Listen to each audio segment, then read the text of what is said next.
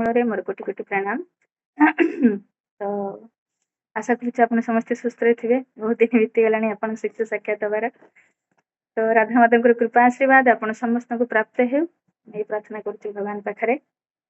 परम सौभाग्य आम समस्त। तो सकाल सकाल भगवत चर्चा तो यही तो मनुष्य जीवन उद्देश्य। कहीं भगवान के विषय शुणिले भगवान के विषय जाना, जानिले फिर करवा, करें फिर भगवान को पाइबा। तो शुणा ही बहुत जरूरी। आ सकाल सकाल आम शुणुचे तो ये आम समस्त परम सौभाग्य। तो पहुंची जाइए भगवत गीतार 10म अध्याय। तो आज पढ़ा 27 नंबर श्लोक, जो अध्याय ना है विभूति जोग। तो कौन कहते भगवान ए 27 नंबर श्लोक 3 थर पढ़ा। उच्चै श्रवामस्वानां विद्धि माममृतम् उद्भवम् ऐरावतं गजेन्द्राणां नराणां च नराधिपम्। उच्चै श्रवं समस्तानं विद्धि माममृतम् उद्भवम् ऐरावतं गजेन्द्राणां नराणां च नराधिपम्। उच्चै श्रवा समस्वानं विद्धि माममृतम् उद्भवम् ऐरावतं गजेन्द्राणां नराणां च नराधिपम्। धन्यवाद। अश्व मानक मध्य मते उच्चैश्रवा अश्व बोली जान। समुद्र मंथन समय रे अमृत सहित से मध्य समुद्ररू उत्थित होइछन्ति।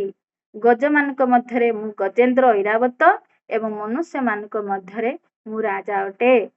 भावार्थ। जय जगतगुरु श्रील प्रभुपाद की जय। उक्त देवता माने भक्त देवता माने असुर माने थरे समुद्र मंथन कले। से मंथनरू अमृत विष जात हेला एवं श्री शिवजी विषपान कले।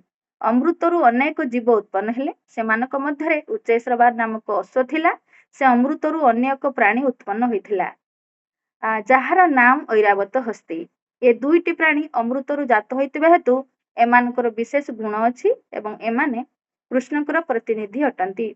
मनुष्य मानक मध्य राजा हेउछन्ति कृष्णकर प्रतिनिधि, कारण श्रीकृष्ण हेउछन्ति ब्रह्मांड मानकर पालनकर्ता एवं राजा माने सेमानकर राज्यर पालनकर्ता अटंती।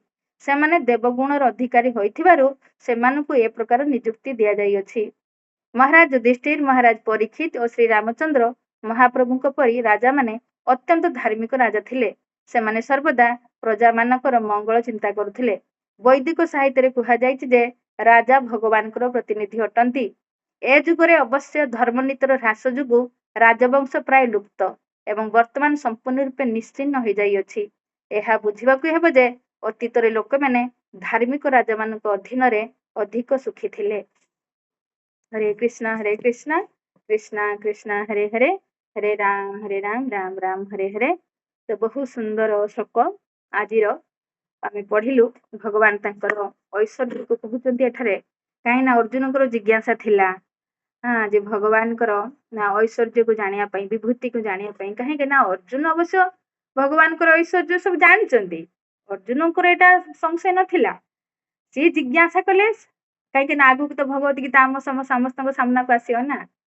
तो आज जमी भगवान को लेकिन कन्फ्यूजन अच्छी, तो ये कन्फ्यूजन लोक भीतर दूर हो कहीं भगवान जो ऐश्वर्य कहे भगवान साधारण व्यक्ति नुहति।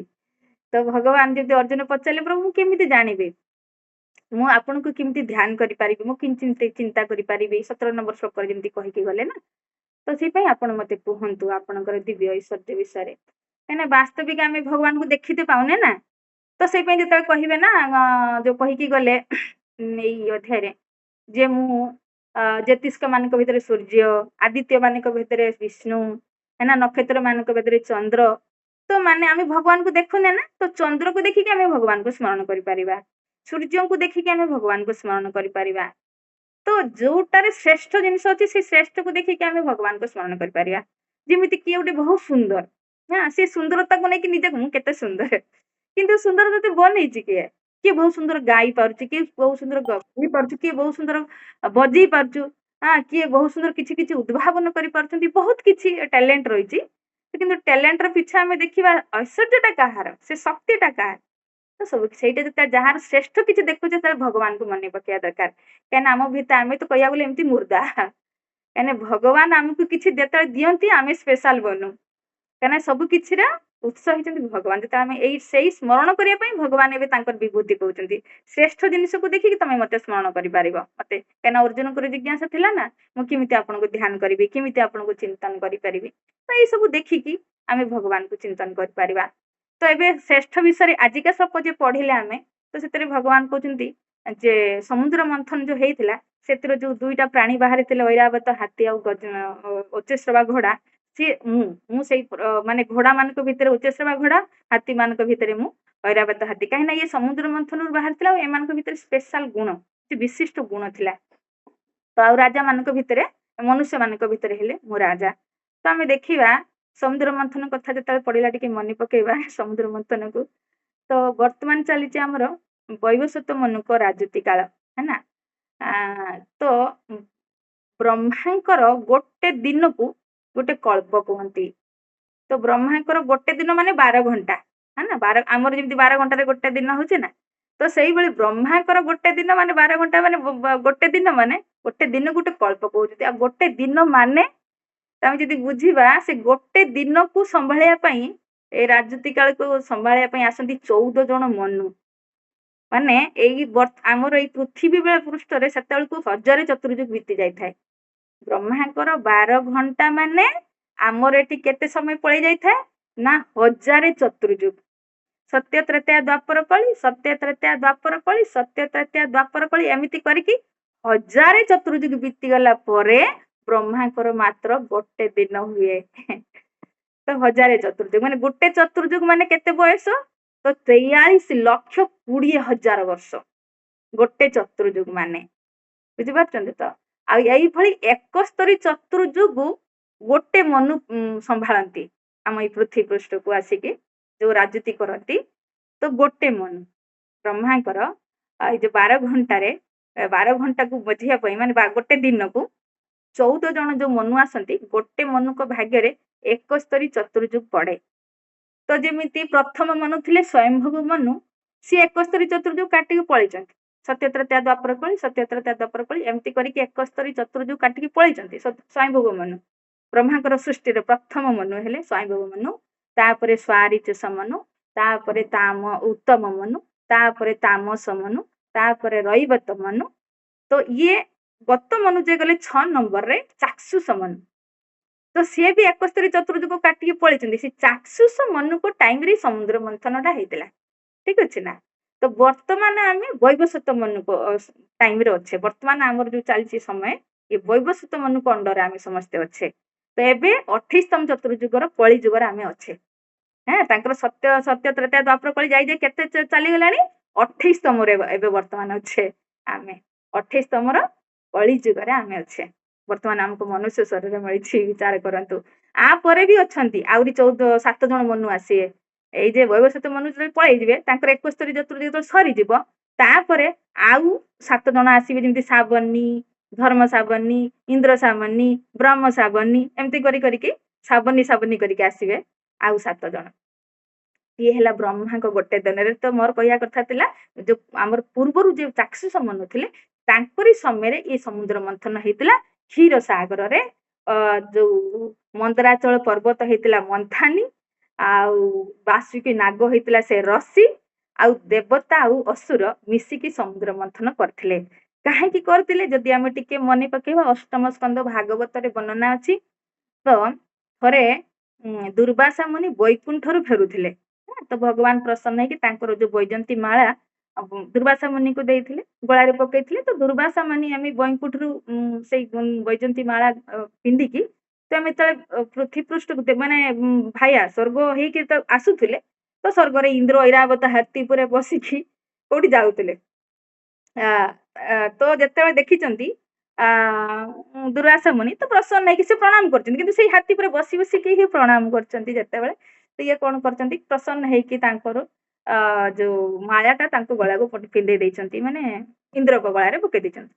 ଇନ୍ଦ୍ର ସାଙ୍ଗେ ସାଙ୍ଗେ କଣ କଲା? ସେ ବୁଝିଲାନି ଯାରେ ବୈକୁଣ୍ଠର ଇଏ ବିଷ୍ଣୁଙ୍କର ନାରାୟଣଙ୍କର ମାଳା, ତ ଭାଇ ଗଳାରେ ପକେଇଥାନ୍ତା।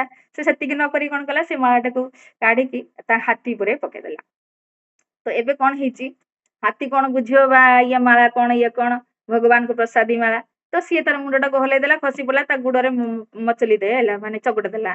ଇଏ କାହା ସାମ୍ନାରେ ହେଲା, ଦୁର୍ବାସା ମୁନିଙ୍କ ସାମ୍ନାରେ। ଦୁର୍ବାସା ମୁନି ତ ଓରେ ବାପରେ କହିଲେ ଯା ତୁ ପଦ ମର୍ଯ୍ୟାଦାରେ ଏମିତି ଗର୍ଭୋନ୍ନତ ହେଇଛୁ ନା, ତୁ ଶ୍ରୀହୀନ ହେଇଯା। ତ ଯେତେବେଳେ ଇଏ ଖବର ଶ୍ରୀହୀନ ହେଇଗଲା, ତ ଏ ଖବର ପଡିଛି କୋଉଠି, ଅସୁରଙ୍କ ପାଖରେ। ଅସୁରଙ୍କ କାନକୁ ଯେତେବେଳେ ଯାଇଛି, ତ ଦେବତା ଅସୁରଙ୍କର ବିଷୟରେ ଭୀଷଣ ଯୁଦ୍ଧ ହେଲା। ତ ସେତେବେଳେ ଇଏ ଦେବତା ମାନେ ପରାଜିତ ହେଇଗଲେ, କାହିଁକି ଶ୍ରୀହୀନ ହେଇଯାଇଥିଲେ। ତ ଏବେ ସେମାନେ ଦର ଦର ଭଟିକିଲେ, ପ୍ରଥମେ ତ କୋଉଠି କଣ କରିବା, ବାସ କରିବା। ତ ଫିର ବ୍ରହ୍ମାଙ୍କ ଶରଣରେ ଗଲେ। ବ୍ରହ୍ମା ଫିର କହିଲେ ଭାଇ ମୋର ଏଇ ତାକତ ନାହିଁ ତମକୁ ବିପଦରୁ ରକ୍ଷା କରିବା, ଚାଲ ଭଗବାନଙ୍କ ପାଖକୁ। ତ କ୍ଷୀରଦକୁ ସାଇ ବିଷ୍ଣୁଙ୍କ ଚରଣରେ ପହଞ୍ଚିଲେ, ପ୍ରାର୍ଥନା କଲେ, ସ୍ତୁତି କଲେ, ଭଗବାନ ପ୍ରସନ୍ନ କଲେ। ଦେଖ ଏବେ ତ ଏମିତି ହେଇଛି, କଣ କରିବାର କିଛି ଗୋଟେ ଉପାୟ ଯଦି ମୁଁ କହିବି, ତମେ ଯଦି ମାନିବ ତ ହବ ନା କଣ, ନା ତମକୁ ଅସୁରଙ୍କ ଶରଣରେ ଯିବାକୁ ପଡିବ। ଆରେ ଅସୁରଙ୍କ ଶରଣରେ କଣ କରିବା ଯାଇ, ନା ଗୋଟେ ସନ୍ଧି କରିବ, ମୋ କଥା କହିବ ଯେ ମୁଁ ପଠେଇଛି ବୋଲି, ଯେ ସମୁଦ୍ର ମନ୍ଥନ କରିବା, ଅମୃତ ବାହାରିବ, ଆଉ ଆମେ ମିଶିକି ଭାଣ୍ଟିବା। ଅମୃତ ଖାଇଲେ ଆମେ ଅମର ହେଇଯିବା। ଆଉ ଏଇଟା ଆମେ ଦି ଜଣ, ଆମେ ଯେହେତୁ ଦି ଜଣ ମିଶିକି ଅମୃତ ମନ୍ଥନ କରିବା, ତମେ ଦି ଜଣ ମିଶିକି ନବା। ତମେ ଏଇଟା ପ୍ରସ୍ତାବ ପକାଅ ଯାଇକି, ମୋ ନାମ କହିବ। ତ ଫିର ଦେବତା ମାନେ ତ ଦର ଦର ଭଟକୁଥିଲେ, ଏବେ ଯାହା କହିବେ ତ କରତେ ପଡିବ। ତ ଯାଇକି ଦେବତା ଅସୁରଙ୍କ ଶରଣରେ ଗଲେ। ଫିର ବଳି ମହାରାଜ ଥିଲେ, ଯେହେତୁ ସେ ବିବେକୀ ଥିଲେ, ଧର୍ମପରାୟଣ ଥିଲେ, ତ ଅସୁରଙ୍କ ପ୍ରସ୍ତାବରେ ରାଜି ହେଇଗଲେ, ତ ବିଷ୍ଣୁ ପଠେଇଛନ୍ତି। ତ ଫିର ଦୁଇ ଜଣ ମିଶିକି ସମୁଦ୍ର ମନ୍ଥନ କରିଥିଲେ। ତ ଏଥିରେ ଭଗବାନ କହୁଛନ୍ତି 14 ରତ୍ନ ଏଇ ସମୁଦ୍ର ମନ୍ଥନରୁ ବାହାରିଥିଲା। ପ୍ରଥମ ଯୋଉ ରତ୍ନ କହିବା ବିଷ ବାହାରିଥିଲା। ବିଷକୁ ରତ୍ନ କହୁଛନ୍ତି, ହଁ ବିଷ ବି କାମରେ ଆସେ। ଭଗବାନଙ୍କ ସୃଷ୍ଟିରେ ବିଷ ବି ଏମିତି ଗୋଟେ ଜିନିଷ ଯେ ସିଏ ବି କାମରେ ଆସେ, ସେଥିପାଇଁ ତାଙ୍କୁ ରତ୍ନ କୁହାଯାଉଛି। ତ ବିଷକୁ ହଳାହଳ ବିଷକୁ ପାନ କରିଥିଲେ ଭଗବାନ ଭୋଲେନାଥ। ତ ବହୁତ ସୁନ୍ଦର ଶିକ୍ଷା ଅଛି ଏଇ ଯୋଉ ସମୁଦ୍ର ମନ୍ଥନରେ, ହର ପଗ ପଗରେ ବହୁତ ସୁନ୍ଦର ସୁନ୍ଦର ଶିକ୍ଷା ଅଛି। ତ ଆପଣ ସମୁଦ୍ର ମନ୍ଥନ ଶୁଣିବେ, କଥା ବହୁତ ବଢିଆ ଲାଗେ ସେ କଥାଟା ପୁରା ଶୁଣିବା ପାଇଁ। ତ ସେଥିରୁ କୁହାଉଛନ୍ତି, ଆମେ ବି ଅମୃତ ପାନ କରିବା ପାଇଁ ଚାହୁଁଛେ ନା, ଏଇ ଭାଗବତ ଅମୃତ ତ ଆମେ ପାନ କରୁଛେ ଅମର ହେବା ପାଇଁ। ତ ଅମୃତକୁ ପ୍ରାପ୍ତ କରିବାକୁ ହେଲେ ପ୍ରଥମେ ବିଷ ପିଇତେ ପଡିବ, ହେଲା। ତ ଦେଖନ୍ତୁ, ଆମେ ଯେତେବେଳେ ଭକ୍ତି ରାସ୍ତାରେ ଆସିଲେ, ଭକ୍ତି ରସାମୃତ ସିନ୍ଧୁ, ହେଲା, ଭକ୍ତି ରସ ରୂପୀ ଅମୃତକୁ ପାନ କରିବାକୁ ହେଲେ ସଂସାର ବିଷ ମାନେ ନିନ୍ଦା, ଲୋକଙ୍କର ଉଲ୍ହାନା, ଲୋକଙ୍କର ଆକ୍ଷେପ ମୂଳକ କଥାବାର୍ତ୍ତା, କାହିଁକିନା ଆମେ ତ ତିଲକ ଲଗେଇବା, କଣ୍ଠି ପିନ୍ଧିବା, ଖାଇବାନି, ଆଗରକୁ ଯିବା ତା ଖାଇବାନି, ଆମର ଜୀବନଚର୍ଯ୍ୟା ଉପରେ ଚେଞ୍ଜ ହେଇଯାଏ ନା। ତ କେତେ ଲୋକ କେତେ କଥା କୁହନ୍ତି, ଆପଣ ମାନେ ବି ସାମ୍ନା କରିବେ, ଏଇଟା ହେଲା ବିଷ। ଆପଣ ଅମୃତ ପାଇବାକୁ ଅମର ହେବା ପାଇଁ ଚାହୁଁଛନ୍ତି, ମାନେ ଭଗବତ ଧାମ ଯିବା ପାଇଁ ଚାହୁଁଛନ୍ତି, ମାନେ ପ୍ରଥମେ ବିଷ, ମାନେ ଏଇ ଅମୃତ କଣନ୍ତି ସମୁଦ୍ର ମନ୍ଥନ ଲୀଳା ଦ୍ଵାରା ଭଗବାନ ଏଠି ଶିଖଉଛନ୍ତି। ତ ଯେତେବେଳେ ଆମେ କିଛି ଅମୃତ କିଛି ପାଇବା ପାଇଁ ଚାହୁଁଛେ, ପ୍ରଥମେ ତ ନିନ୍ଦା ଅପନିନ୍ଦା ଏ ସବୁ ଗ୍ରହଣ କରତେ ପଡିବ, ବିଷ ପାନ କରତେ ପଡିବ। ତ ତାପରେ ଆସେ କାମଧେନୁ ଗାଇ, ଫିର କାମନା ପୂରଣ ହୁଏ। ଧୀରେ ଧୀରେ ଭଗବାନ ପ୍ରସନ୍ନ ହୁଅନ୍ତି, ଯେ ସଂସାର ମାୟା ବିରୁଦ୍ଧରେ ଲଢେଇ କରିକି ମୋ ଶରଣରେ ଆସିବାନି, ଭଗବାନ ଆମର ଛୋଟ ଛୋଟ ଇଚ୍ଛାକୁ ପୂରଣ କରନ୍ତି। ଯେମିତି କାମଧେନୁ ଗାଈ ବାହାରିଥିଲା, ତାପରେ ଏଇ ଉଚ୍ଚେଶ୍ର ବା ଘୋଡା, ଫିର ଐରାବତ ହାତୀ, ଫିର ପାରିଜାତ ବୃକ୍ଷ, ସେଥିରେ ରମ୍ଭା ଅପ୍ସରା, ଆମର ଲକ୍ଷ୍ମୀ 8 ନମ୍ବରରେ ଥିଲେ, ଲକ୍ଷ୍ମୀ ବାହାରିଥିଲେ, କୌସ୍ତୁଭ କୌସ୍ତୁଭ ମଣି, ପାଞ୍ଚଜନ୍ୟ ଶଙ୍ଖ, ବାରୁଣୀ ମଦିରା। ତ ଏସବୁ ସମୁଦ୍ର ମନ୍ଥନରୁ ବାହାରିଥିଲା। ଆଉ ଲାଷ୍ଟରେ ବାହାରିଥିଲା ଧନନ୍ତରୀ ଭଗବାନ, ଆଉ ଅମୃତକୁ ନେଇକି ପ୍ରକଟ ହେଇଥିଲେ। ଯୋଉ ବି ହଉ, ଫିର ମୋହିନୀ ଏଇ ଲୀଳାଟାରେ ଭଗବାନ 4ଟା ଅବତାର ହେଇଥିଲେ। କଚ୍ଛପ ରୂପରେ ସମୁଦ୍ରକୁ ପିଠିରେ ରଖିଥିଲେ, ଉପରୁ ଦବେଇକି ରଖିଥିଲେ ସେଇ ମନ୍ଦରାଚଳ ପର୍ବତକୁ ଅଜିତ ରୂପରେ। ହଁ, ତାପରେ ଧନନ୍ତରୀ ରୂପରେ ଅମୃତକୁ ପ୍ରକଟ କରିକି ଆଣିଥିଲେ, ନେଇକି ଆସିଥିଲେ ସମୁଦ୍ର ଭିତରୁ। ଆଉ ପୁଣି ମୋହିନୀ ରୂପରେ ବାଣ୍ଟିଦେଲେ। 4ଟା ଅବତାର ଏଇ ଲୀଳାଟାରେ ହେଇଥିଲେ, ଚାକ୍ଷୁଷ ମାନଙ୍କ ରାଜୁତି ଟାଇମରେ। ଇଏ ସୁନ୍ଦର ଘୋଡା ଆଉ ଐରାବତ ହାତୀ, ଏଇ ଯେହେତୁ ଅମୃତରୁ ବାହାରିଥିଲେ, ସେଇପାଇଁ ଏଇ ଶ୍ଳୋକଟାରେ ଭଗବାନ କହୁଛନ୍ତି, ମୁଁ ହେଲି ସେଇ ଉଚ୍ଚଶ୍ରବା ଘୋଡା, ବା ମୁଁ ସେଇ ଐରାବତ ହାତୀ। ତ ଆଉ ଗୋଟେ କଥା କହିଲେ, ମୁଁ ହେଲି ରାଜା, କାହିଁକିନା ମନୁଷ୍ୟ ଭିତରେ ରାଜା ରାଜା ପ୍ରତିନିଧିତ୍ୱ କରନ୍ତି ଭଗବାନଙ୍କର। ତ ଯେମିତି ପ୍ରଭୁପାଦ ଏଠି ପର୍ପଟରେ କହିଲେ, ସେତେବେଳେ ରାଜା ଥିଲେ, ଯେମିତି ପରୀକ୍ଷିତ ରାଜାଙ୍କ ଅଣ୍ଡରେ ଯେମାନେ ଥିଲେ, ଭଗବାନ ରାମଚନ୍ଦ୍ରଙ୍କ ରାଜୁତି ଟାଇମରେ ଯେମାନେ ଥିଲେ, ତ ଯୁଧିଷ୍ଠିର ମହାରାଜଙ୍କ ଅଣ୍ଡରେ ଯେମାନେ ଥିଲେ, ସେମାନେ ସୁଖୀ ରହୁଥିଲେ, କାହିଁକିନା ସେମାନେ ଧର୍ମ ପରାୟଣ ଥିଲେ, ହେଲା। ତ ଭାଗବତମରେ ବି କୁହାଯାଇଛି ଯେ ସେ ରାଜା ହିଁ ନୁହେଁ, ଯିଏ ତାର ପ୍ରଜାଙ୍କୁ ଜନ୍ମ ମୃତ୍ୟୁ ଚକ୍ରରୁ ମୁକ୍ତି ନ ଦେଇ ପାରିଲା। କାହିଁକିନା ଧର୍ମ ପାଳନ କଲେ ସିନା ଭଗବାନଙ୍କୁ ପାଇବା, ଆମେ ତ ଅଧର୍ମ ରାସ୍ତାରେ, ରାଜା ବି ଅଧର୍ମ ପରାୟଣ, ପ୍ରଜା ବି ଅଧର୍ମ ପରାୟଣ, ଧର୍ମ କିଏ ମାନୁଛି? ତେଣୁ ଭଗବତ ଗୀତାରେ ତୃତୀୟ ଅଧ୍ୟାୟର 21 ନମ୍ବର ଶ୍ଲୋକରେ କହିଗଲେନି, ଯତ୍ ଯତ୍ ଆଚରତି ଶ୍ରେଷ୍ଠ ତତ୍ ତତ୍ ଏବ ଇତର ଜନା। ଶ୍ରେଷ୍ଠ ଲୋକ ଯେମିତି ଆଚରଣ କରିବେ, ଇତର ତାଙ୍କ ଅଧସ୍ତନରେ ଯେଉଁମାନେ ଥିବେ ସେମାନେ ସେଇଟା ଦେଖିକି ଅନୁସରଣ କରିବେ, ଶିଖିବେ। ତ ରାଜା ହିଁ ଯଦି ଧର୍ମପରାୟଣ ହେବେନି ତ ପ୍ରଜା କେମିତି ଧର୍ମପରାୟଣ ହେବେ? ତ ସେ ଏଠିକୁ ରାଜା ପ୍ରତିନିଧିତ୍ୱ କରୁଥିଲେ ଭଗବାନ, ଶ୍ରେଷ୍ଠ ରାଜା। ତ ରାଜା କଣ କରନ୍ତି? ସମାଜରେ ଜୀବଙ୍କୁ, ବଦ୍ଧ ଜୀବଙ୍କୁ ଧର୍ମ ମାର୍ଗରେ ଚଲେଇକି ଏ ଜନ୍ମ ମୃତ୍ୟୁ ଚକ୍ରରୁ ମୁକ୍ତିର ରାସ୍ତା ଦେଖାନ୍ତି। ମାନେ ଭଗବାନ ଋଷଭ ଦେବୀ କହିଥିଲେ ନା, ସେ ରାଜା ହିଁ ରାଜା ନୁହଁ ନା, ସେ ପ୍ରଥମେ କହିଥିଲେ ଜନନୀ ନ ଶସ୍ୟାତ୍, ପିତା ନ ଶସ୍ୟାତ୍, ଗୁରୁ ନ ଶସ୍ୟାତ୍, ସ୍ୱଜନ ନ ଶସ୍ୟାତ୍, ରାଜା ନ ଶସ୍ୟାତ୍, ନ ମୋଚେତ୍ ସମୁପେତ୍ୟ ମୃତ୍ୟୁମ୍। ହଁ, ସେ ମା ନୁହେଁ, ସେ ଗୁରୁ ନୁହେଁ, ପିତା ନୁହେଁ, ରାଜା ନୁହେଁ, ଯିଏ ଏଇ ଜନ୍ମ ମୃତ୍ୟୁ ଚକ୍ରରୁ ମୁକ୍ତିର ରାସ୍ତା ନ ଦେଖେଇଲା। କାହିଁକିନା ଗୋଟେ କୁକୁର ବି ତ ଛୁଆ ଜନ୍ମ କରୁଛି, ତ ସିଏ ତ ପିଲାକୁ ଜନ୍ମ ମୃତ୍ୟୁରୁ ମୁକ୍ତ କରିପାରିବନି। କିନ୍ତୁ ମନୁଷ୍ୟ ଶରୀର ଯାହାମାନଙ୍କୁ ମିଳିଛି, ତ ମାର ପ୍ରଥମ କର୍ତ୍ତବ୍ୟ ବା ପିତାର ପ୍ରଥମ କର୍ତ୍ତବ୍ୟ ତାର ସନ୍ତାନକୁ ଆଉ ଗୋଟେ ମା ଗର୍ଭକୁ ଯେମିତି ଯାଇତେ ନ ଦିଏ, ସିଧା ଏଇ ଜନ୍ମରେ ଭକ୍ତି ରାସ୍ତା ଦେଖେଇକି, ଧର୍ମ ରାସ୍ତା ଦେଖେଇକି ଭଗବତ ଧାମକୁ ପଠାଇତେ ରାଜାର ପ୍ରଥମ କର୍ତ୍ତବ୍ୟ। ଯେ ଖାଲି କି ଶରୀରର ପାଳନ କରିବା, ପୋଷଣ କରିବାର ନୁହେଁ, ଆତ୍ମାର ପୋଷଣ କରିବା ବି କର୍ତ୍ତବ୍ୟ। କାହିଁକିନା ଆତ୍ମା ଅନନ୍ତ ଜନ୍ମରୁ ଶରୀର ବନ୍ଧନରେ ଅଛି। ସେ ଶରୀର ବନ୍ଧନରୁ ମୁକ୍ତ କରିକି ଭଗବତ ସାମ୍ରାଜ୍ୟକୁ ପଠେଇବା ହେଲା ରାଜାର ପ୍ରଥମ କର୍ତ୍ତବ୍ୟ। ଆଉ ଏଇଟା ଯୁଧିଷ୍ଠିର ମହାରାଜ ଗଣ୍ଡରେ ଯେଉଁମାନେ ଥିଲେ, ଭଗବାନ ରାମଚନ୍ଦ୍ର ଗଣ୍ଡରେ ଯେଉଁମାନେ ଥିଲେ, ପରୀକ୍ଷିତ ମହାରାଜ ଗଣ୍ଡରେ ଥିଲେ, ଏମାନେ ହଉଥିଲେ। କିନ୍ତୁ ଆଜି ତ ଆଶା ହିଁ କରିବା ବୃଥା। ତେଣୁ ନିଜେ ଆମେ ଶାସ୍ତ୍ରକୁ ପଢିକି ଆଉ ମନୁଷ୍ୟ ଜୀବନ ଉଦ୍ଦେଶ୍ୟକୁ ବୁଝିକି ଏ ମନୁଷ୍ୟ ଜୀବନକୁ ସଫଳ କରିବା ଦରକାର। ଠିକ ଅଛି, ସମୟ ହେଇଯାଇଛି, ରଖିବା। ହରେ କୃଷ୍ଣ କୃଷ୍ଣ କୃଷ୍ଣ ହରେ ହରେ, ହରେ ରାମ ରାମ ରାମ ହରେ ହରେ। ତ ଭୁଲଥିଲେ କ୍ଷମା କରିବେ। ହରେ କୃଷ୍ଣ।